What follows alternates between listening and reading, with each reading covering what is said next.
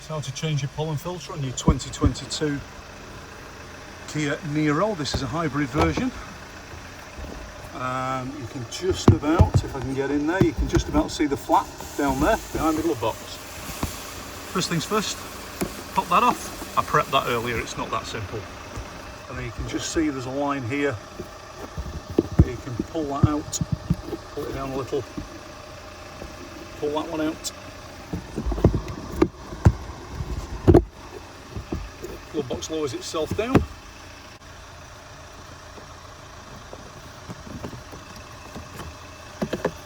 Pinch those two clips in. That slides out. Pop it out. And get your new one. Slide it in. Make sure you've got the airflow going the right way to match the other one. Get the cover. Put the tab in. Click, click. And literally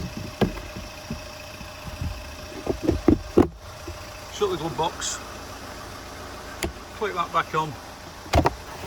And you're done. That's all there is to it. Thanks for watching. Like and subscribe.